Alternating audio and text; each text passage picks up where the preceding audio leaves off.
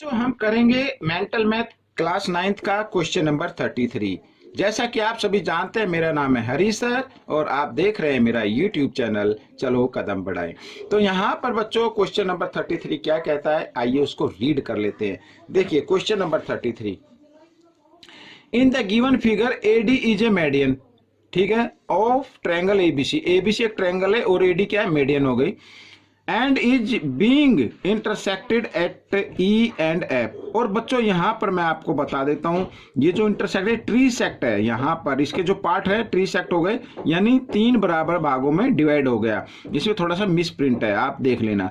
If area triangle B E F equal 4 centimetre square, then find the area of ABC. तो ABC का area find out करना है। आइए मैं आपको इस फिगर से बताता हूँ। देखो यहाँ पर ये फिगर आप देख रहे हैं, क्वेश्चन मैंने लिख दिया है। अब यहाँ पर 4 सेंटीमीटर एरिया गिवन है बीईएफ का, ये 4 सेंटीमीटर, और ये ट्री सेक्ट है बच्चों यहाँ पर, यानी 3 बराबर भागों में बांट गया, यानी एएफ, ईएफ और ईडी। अब तीनों ट्रायंगल के एरिया इक्वल होंगे। अब वो कैसे होंगे मैं आपको बताता हूँ। एरिया ऑफ ट्रायंगल का फॉर्मूला क्या होता है, 1/2 बेस इंटू हाइट। अब बेस है यहाँ पर ईडी और हाइट मानी जाएगी ये बीडी, ईडी बेस और ये, ठीक है। तो इसका एरिया निकल गया। अब अगर हम, क्योंकि तीनों ये इक्वल है, ए एफ इक्वल है ई एफ के और ये इक्वल है ईडी के, तो ई एफ की जगह हम ईडी की जगह हम ई एफ लिख सकते हैं, हाइट तो सेम रहेगी, और ई एफ की जगह फिर हम ए एफ लिख सकते हैं। तो कहने का मतलब तीनों जो ट्रायंगल हैं इनके एरिया इक्वल हैं। ये 4 है तो ये भी 4 होगा, ये भी 4 होगा। कितना हो गया, 12। समझ में आ गया।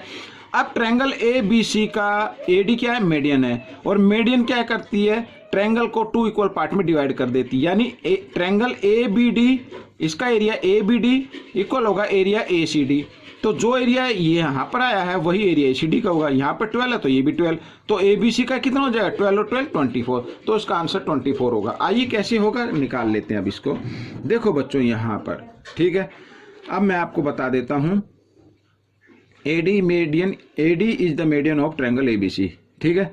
यहां पर मैं लिख देता हूं triangle, in triangle A B C AD is a median.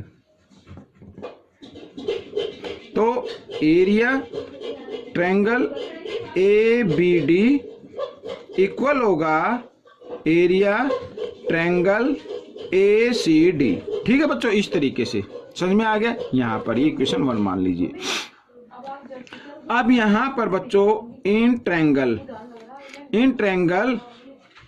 A B D, ठीक है, in triangle A B D में E and F are the point,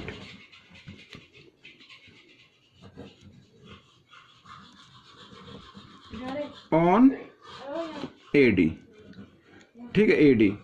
अब ये इंटरसेक्ट हो गए बच्चों यहाँ पर, ये इसमें ट्री सेक्ट लिखा नहीं है, थोड़ा ट्री सेक्ट का मतलब 3 बराबर भागों में बांट रहे हैं एडी को। अब यहाँ पर ए एफ इक्वल आएगा ई एफ और इक्वल होगा ई डी के, ठीक है। समझ में आ गया, ये तीनों क्या है, इक्वल हैं।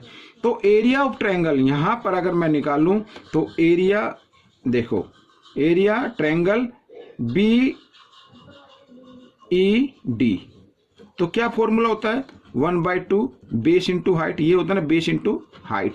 तो 1/2 बेस क्या है यहाँ पर ई डी, और हाइट तो सेम रहेगी, हाइट क्या है बी डी।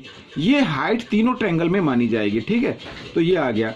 अब बच्चों यहाँ पर मैं ई डी की जगह अगर ई एफ लिख दूं तो ट्रायंगल ये जो बी ई एफ है इसका एरिया आ जाएगा। अगर ई एफ की जगह हम ए एफ लिख दें तो फिर क्या आ जाएगा, ए बी एफ का एरिया आ जाएगा, यही एरिया होगा। तो कहने का मतलब है ये एरिया आ गया। तो यहाँ पर तीनों जो ट्रायंगल हैं इनके एरियास इक्वल होंगे। क्यों, क्योंकि यहाँ पर ये तीनों जो साइड हैं बेस हैं ये क्या है, इक्वल है। हाइट तो सेम रहेगी, बेस भी इक्वल हो जाएंगे, कि हम ए एफ की जगह ई एफ लिख सकते हैं, ठीक है, और ई एफ की जगह ई डी लिख सकते हैं, तो सेम इक्वल है तो लिख सकते हैं। तो अब कहने का मतलब है ये कि यहाँ पर जो आपका गिवन है, पहले मैं उसको लिख लेता हूँ, एरिया ट्रायंगल बी BEF यहाँ पर गिवन है बच्चों ये 4 सेंटीमीटर स्क्वायर। अब हम सब जानते हैं, अब हमें जैसे हमने इसको फाइंड आउट कर लिया है यहाँ पर कि तीनों ट्रायंगल क्या है, इक्वल हैं, तो मैं लिख सकता हूँ यहाँ पर एरिया ट्रायंगल ABF इसको प्लस कर लेते हैं, तीनों इक्वल है ना, प्लस कर लेते हैं। तो एरिया ट्रायंगल, क्योंकि मेंटल मैथ में शॉर्ट में आपको बताने की कोशिश कर रहा हूँ, तो BEF और प्लस एरिया यहाँ पर ट्रायंगल BED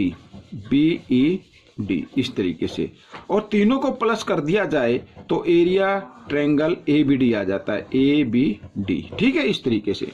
अब बच्चों यहाँ पर ये तीनों क्या हैं, इक्वल हैं, तीनों क्या हैं, इक्वल हैं। तो यानी कि कहने का मतलब है हम लिख सकते हैं इस तरीके से area triangle BEF plus area triangle BEF और प्लस एरिया ट्रायंगल BEF लिख सकते हैं ना इस तरीके से।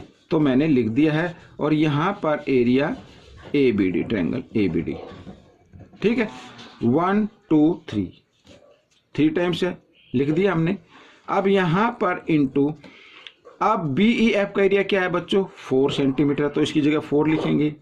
3 तो मैंने इसलिए क्योंकि 3 टाइम्स हो गया, तो इक्वल आ गया एरिया ट्रायंगल ABD। ठीक है, तो ABD का एरिया क्या आ गया, 3 4 जा 12, तो 12 सेंटीमीटर स्क्वायर यहाँ पर आ गया ट्रायंगल ABD का एरिया। अब 1 में देखो ABD इक्वल आ रहा है ACD के, तो इसका मतलब एरिया ट्रायंगल ACD इक्वल होगा यहाँ पर 12 सेंटीमीटर स्क्वायर के। ठीक है, फ्रॉम 1, तो दोनों के इक्वल हो गए। अगर मैं दोनों को ऐड कर दूं, देखो एरिया ट्रायंगल ABC में 2 ट्रायंगल लगते हैं ना, कौन कौन से, एक तो एरिया ट्रायंगल लगता है यहाँ पर ABD और दूसरा ट्रायंगल लगता है एरिया ट्रायंगल ACD। ठीक है, अब मैं दोनों को ऐड कर देता हूँ, 12 इसका आ गया और 12 ये आ गया, 12 और 12 24 सेंटीमीटर स्क्वायर, ये आपका आंसर आ गया। देखो आपको प्रॉपर्टी लर्न करनी पड़ेगी, अगर आपको लर्न है तो आप क्वेश्चन को देखते ही आंसर दे देंगे।